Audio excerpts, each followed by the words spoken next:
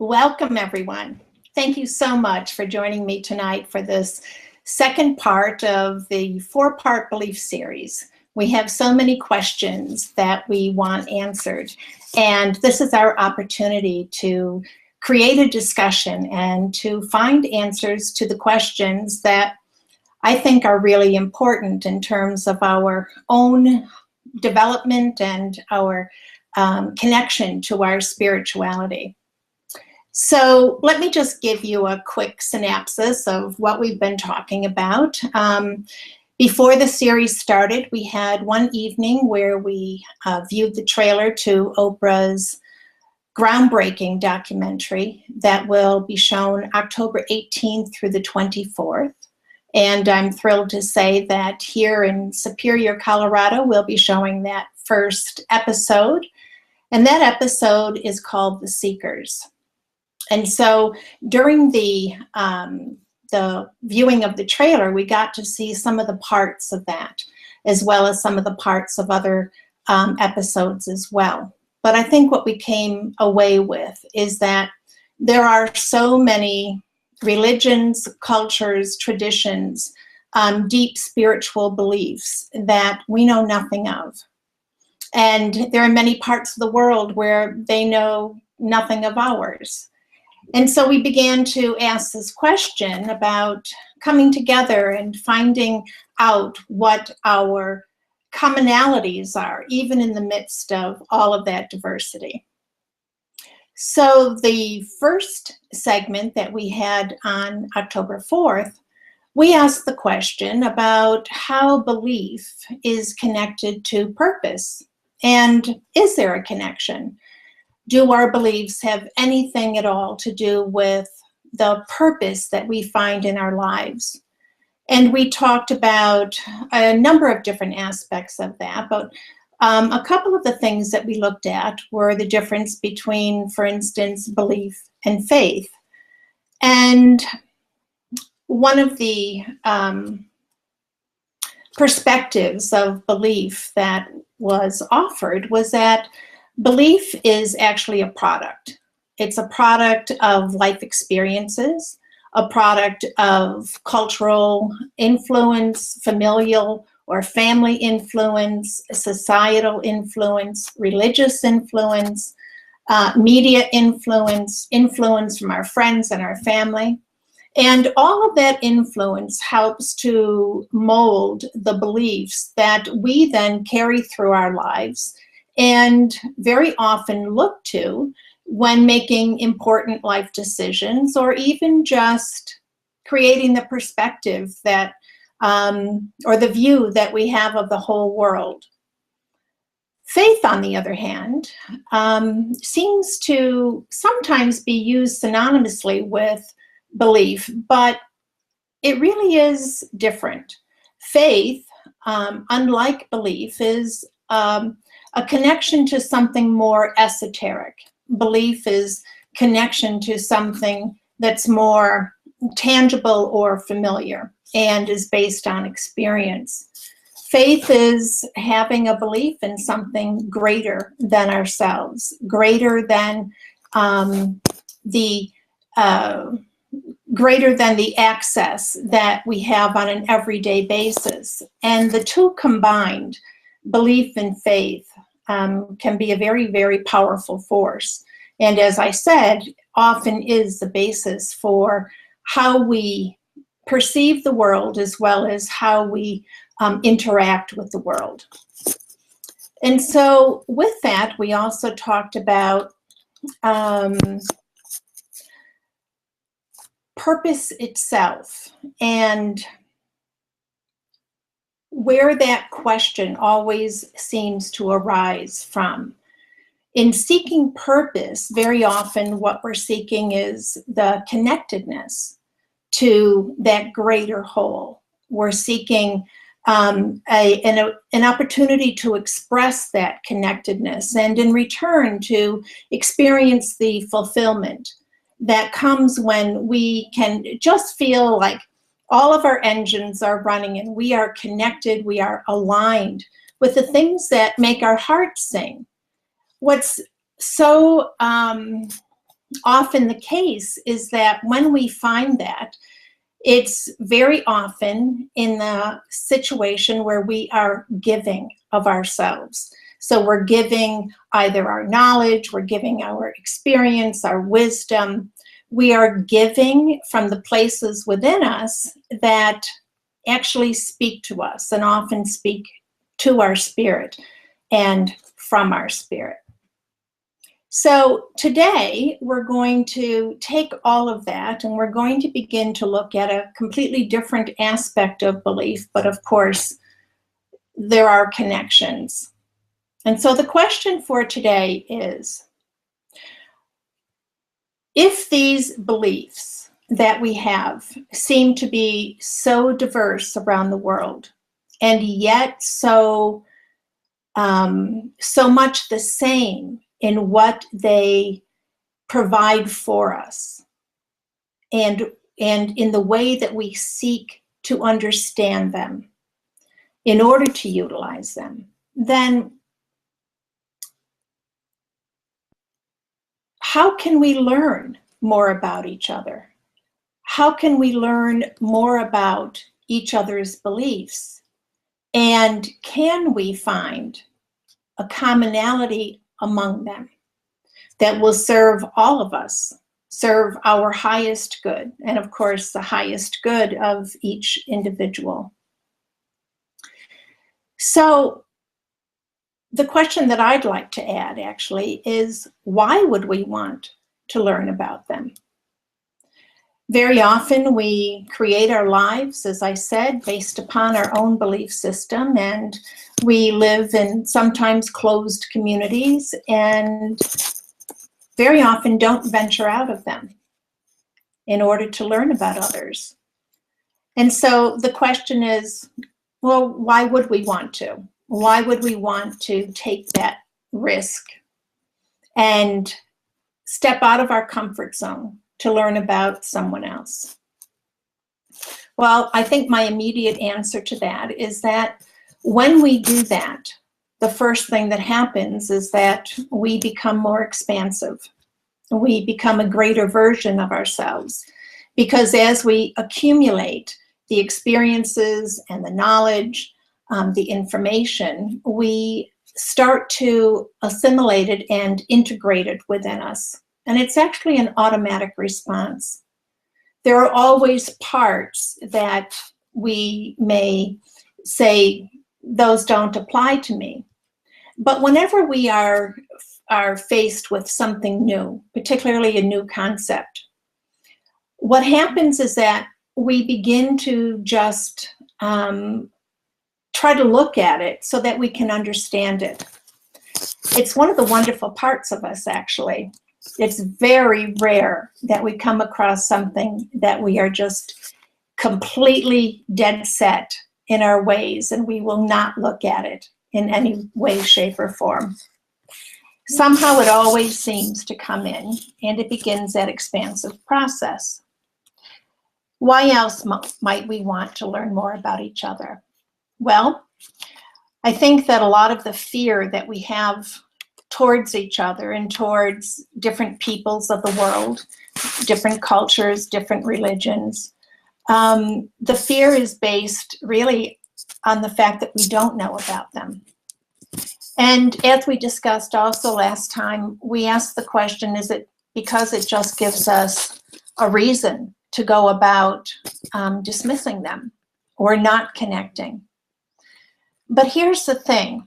When we begin to understand that our purpose, that fulfillment and contentment that we're looking for in life, seems to only come forward when we are in our heart space and connecting to the whole world or connecting to humanity, then it would seem to be that it really serves us. It serves our highest good and also the highest good of those that we intermingle with. This opportunity to reduce the fear in our lives is monumental. The fear that we live in, being bombarded with so much information through the media, and often it's sensationalized, has such an effect on us.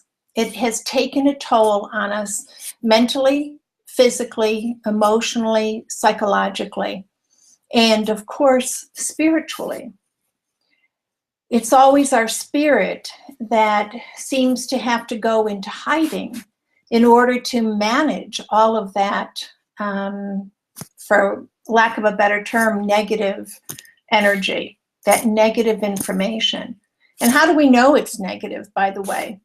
Very often we've become so accustomed to being bombarded with it that we don't even recognize the signs that it is having a detrimental effect on us. You see, fear creates stress, and that stress is caused because all of this that's happening around us, we have no control over. And very often what happens is that rather than understanding that, we just project that fear right back to where we believe it's coming from. And it's coming from places where we don't understand what's going on, and we don't understand why we can't control it. And so what happens when we begin to learn more about each other, and we can actually shift from a mere tolerance of each other to embracing each other, understanding each other, and welcoming each other, as well as our diversity,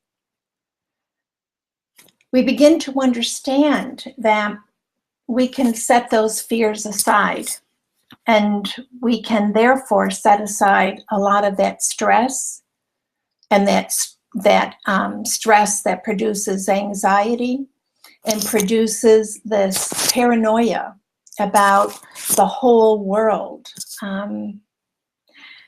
being in this chaotic mess that is just going to destroy us. There are so many aspects of this world and of life as a whole that are here for us. They're here to soothe us and comfort us. They're here to ignite the joy and the creative juices that make life so much fun. And when we lose sight of that and we allow ourselves to be consumed by the fear, we actually rob ourselves of those incredible opportunities to be all that we came here to be. It's the fear that keeps us so far away from being the expression of our purpose, being the expression of the wholeness of our being, and of course, in sharing all of those wonderful gifts that we have come here to share. And also to experience what it's like to embrace and to be embraced by others who you once were fearful of. So I want to tell you a little story because this is my own personal experience, and I think it really is a pretty clear portrait of how this fear can just run amok. So in 1974, and I know I'm dating myself, but here we go. In 1974, I graduated from nursing school. And at the same time, I graduated from seminary. I was ordained as a spiritualist minister. And in that tradition, we were taught a completely different aspect of the religious beliefs than I had been raised in. I had been raised as a Lutheran.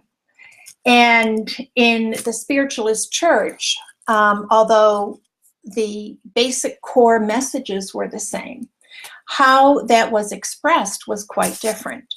For instance, I was taught hands-on healing. I was also taught mediumship. I was trained as a trance medium, which is now considered a channel. We also were taught metaphysics, okay? A different understanding of the entire universe and how love is at the core of it. but what that really meant and what it required of us. So, as I told you, I was raised as a staunch Lutheran. It was one of those situations where my uncle was a Lutheran minister, my father was a superintendent of Sunday school, my mother was a Sunday school teacher, and I was a rebel. And it seemed like I was always making someone unhappy because I just didn't believe everything that they were telling me. And when I became involved with the spiritualist church, my mother became very fearful. And in fact, this came up just the other day. I had this memory where my mother had told me that she considered all the work that I was doing as the work of the devil.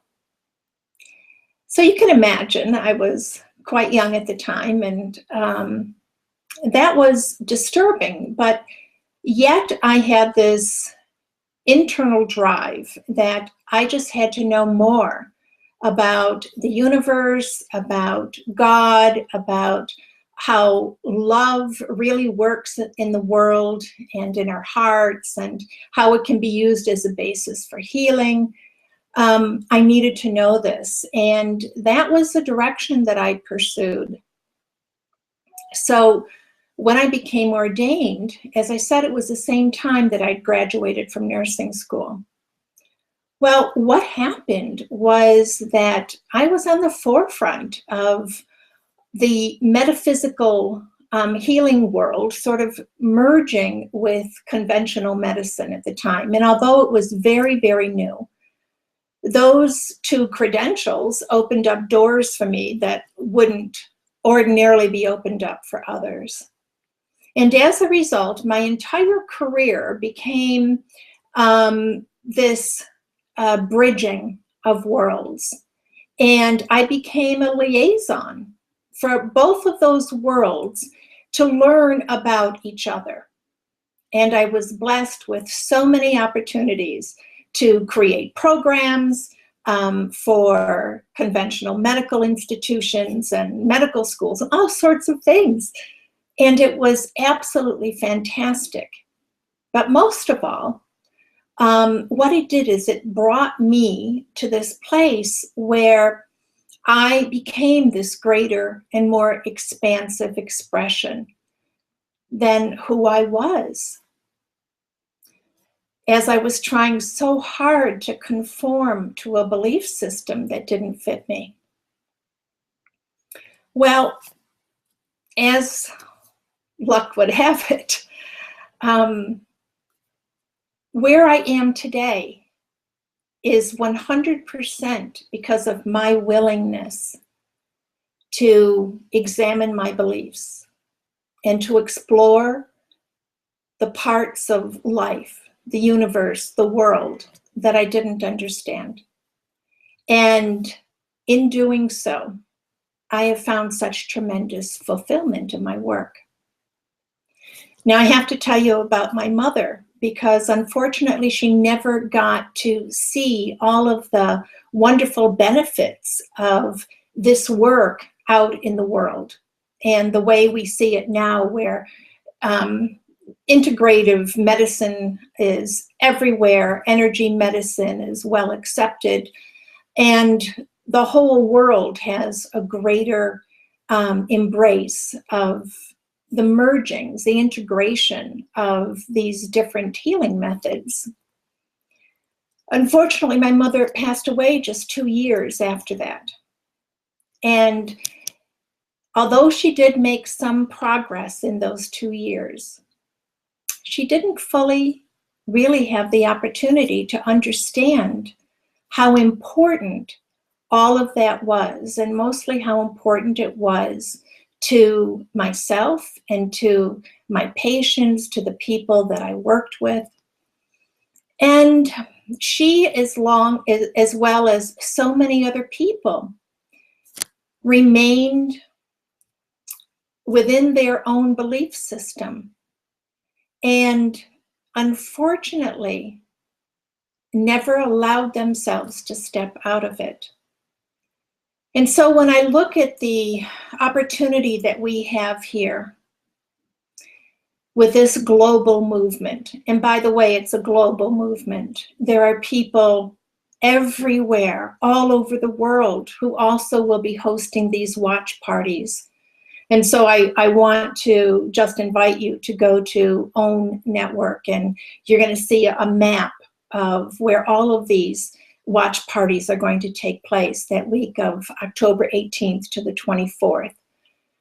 But nonetheless, what this indicates is that people around the world are recognizing that our core happiness, our core security, our core ability to live in purpose and to be a full expression of who we came here to be. At the core of that is that we need the connectedness of all of our brothers and sisters, because the moment that we see ourselves separate, we actually separate from the core of our being. And so this belief movement is an opportunity for all of us to examine our own beliefs and simply to ask ourselves, who am I serving? Am I serving my highest good? Am I serving the highest good of others? And what could I learn from others that might expand my heart, that might give me a greater understanding? And what could I share with others that could enhance their lives? You know, last segment I told you about some of my experience in having lived in Thailand. And one of the things that I took away from that experience was, oh my gosh, this incredible deep spirituality that is within the Thai people. And it's not a spirituality that they talk about so much. It's not a spirituality that they wear on their chest. It is a spirituality that is just soft and tender and so welcoming. But here's one of their customs. Outside of every home, every business, every building, every shopping mall, there is a shrine. And in that shrine, there are images that symbolize their ancestors and animals and nature. And before any Thai enters a building or a business, they bow to this shrine in acknowledgement of all that have come before them, an acknowledgement of their presence within this energy of connectedness. I remember walking down some of they're called soys. It's an alleyway almost, but the businesses are all built right off of that, and restaurant after restaurant. At opening time, you would see the restaurant owners out in the front of their restaurant, some with incense in their hands, some not, but all bowed in prayer, asking for the blessings of their ancestors and all those that they are connected to in spirit. And at the close of business, the same thing, in gratitude. Well, I can't tell you how moved I was by that, and their commitment to keeping that shrine always filled with sweet little offerings and fresh flowers. And it was a total commitment to their blessing all of the abundance and the prosperity in their lives, knowing where it came from and connecting with that as strongly and clearly and purely as possible. So I took that practice. I don't have a shrine, but I took that practice, and at the beginning of my business day and at the end of my business day, I make certain that I say prayers of gratitude, and I call in all of the connectedness that I feel to all that is. It has enhanced my awareness. It has enhanced the love that I can feel that comes through my heart. And it's such a beautiful practice. And I believe that there are many of these that we can borrow. And of course, we can make them our own so that they fit our needs. But the point is that all around the world, there are people who are seeking to connect energetically, physically, spiritually, emotionally, mentally, because in the core of our being, we know that we are all one. And so as we end this program this evening, I want to ask you, what can you do to learn more about others?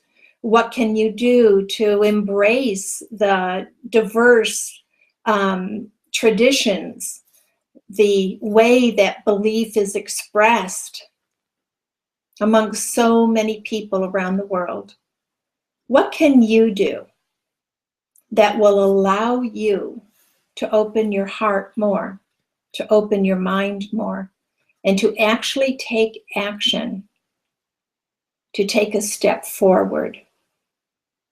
What can you do to let go of the fear? What can you do to let go of the complacency? What can you do to let go of the ambivalence? What can you do to let go of the things that keep you separate and keep you small? Because as long as you're not connecting to all that is, to the whole, and understanding how connected we all are, you're just a very small version of yourself. And you have this opportunity, just as I and everywhere else in the world, amongst every nation, every person, we have the opportunity to remember what we're doing here, and to be an extension and an expansion of that love that is at the core of each and every one of us. So in a moment, I'm going to open up for questions or comments, stories, anything you want to share. But I have two invitations for you. One is to join me again on October 11th, and we will be discussing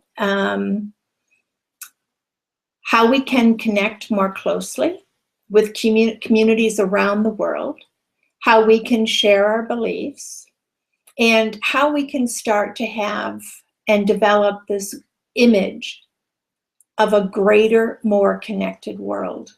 A lot of what we've spoken about tonight is sort of a precursor to that. But I hope during the days ahead that you'll really give it some thought and ask how you as an individual can really do that. And then, of course, how we can do it together as a whole. And the second invitation is this. Do you have a story of transformation? Do you have a story where your beliefs took you from one place and led you someplace completely different? These beliefs that are based on your spirit and your spirit's yearning for something more. Do you have a story that you would like to share about how you went about getting what you needed and the transformation that it's made in your life? If you do, and you'd like to share it, I'm asking you that you please email it to me at marcy@heartshiftcoach.com. marcy@heartshiftcoach.com. I'm really looking forward to receiving those. I know you have a great one. So I'm going to open it up for questions. And let me find my glasses. Sometimes I need my glasses to find my glasses. But let's see. Okay. So if anyone, as I said, has any questions, any comments, anything that you'd like to share, please go ahead and you can just click on that button and just type it in, and I'll be able to read it. So one of the things I know has come up is that there are all kinds of excuses that we make about why we can't take the time to learn about other other spiritual communities or religious organizations.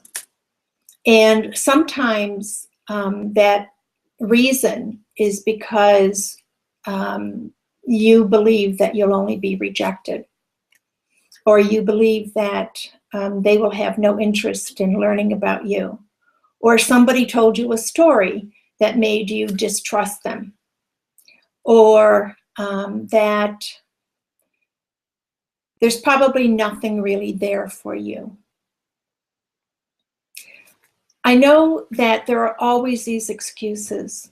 There are always these reasons about why not to do things.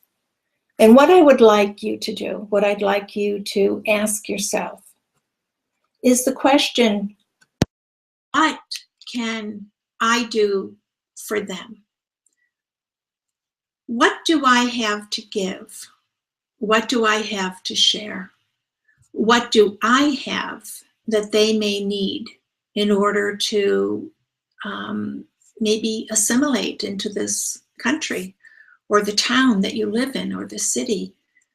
What can you do to help that to happen? Keeping in mind that the more that we can reduce the amount of fear that we live in, the more opportunity that we have for expressing and receiving the joy and the happiness that connectedness brings. Again, this is an incredible opportunity, and I do hope that you will take advantage of it.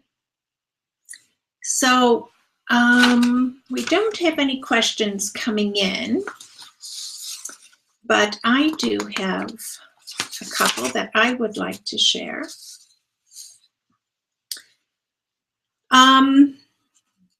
How could your life be different if you chose to embrace, or at least experience or explore, different beliefs or religions? How could your life be different? Well, the example that I gave you tonight, and how my own life has become so different from the experiences that I've allowed myself to have,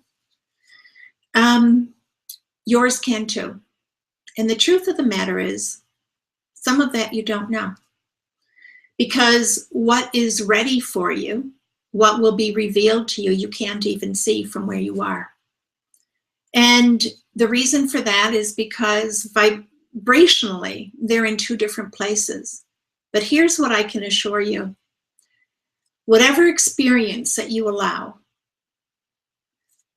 any time that you allow yourself to be expanded, any time that you allow yourself to ask that question, well, what if? What if I could learn something? What if I had something to share?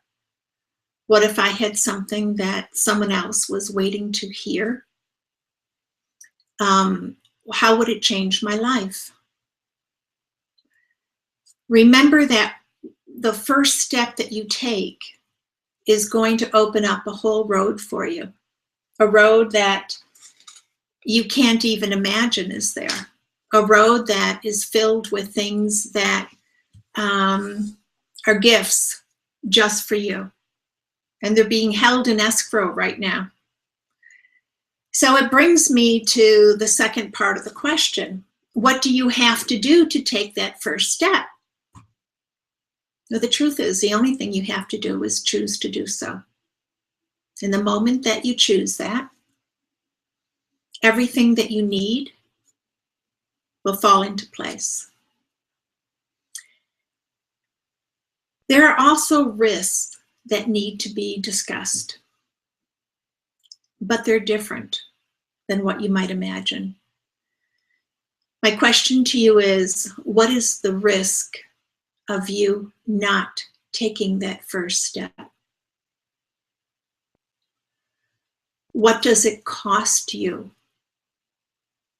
in your own journey, your own evolutionary process? What does it cost you to stay right where you are? What does it cost you to stay small and separate? And what does it cost you in terms of loving and being loved? Those are some clues. And so I hope that you'll take this opportunity, these next couple of days before we meet again, to think about that and to think about what you might do to change it. If you'd like to share anything with me, you can email me at marcy@heartshiftcoach.com. And when we come back again, with your permission, of course, I'll share it. If you are sending me a personal note, please indicate that. So, to close out our session tonight, again, I want to thank you. And I want to tell you what I know about you by your being here. What I know about you is that you're ready. You're ready to explore, and you're ready to be a part of something greater than what you are now. It's why you're here, and it's why you have joined everyone else here tonight.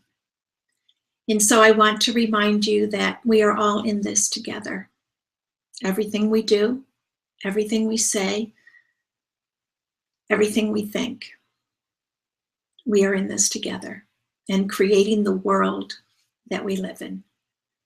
So these new choices that you're going to make are steps where you become that which you want to see, that which you want to see created and available to you in the world, everywhere you go and everything that you do. So many blessings to you. I look forward to meeting with you again on the 11th, and we will explore further just what can be done, how can we come together. So, many blessings to you all, and I will see you then.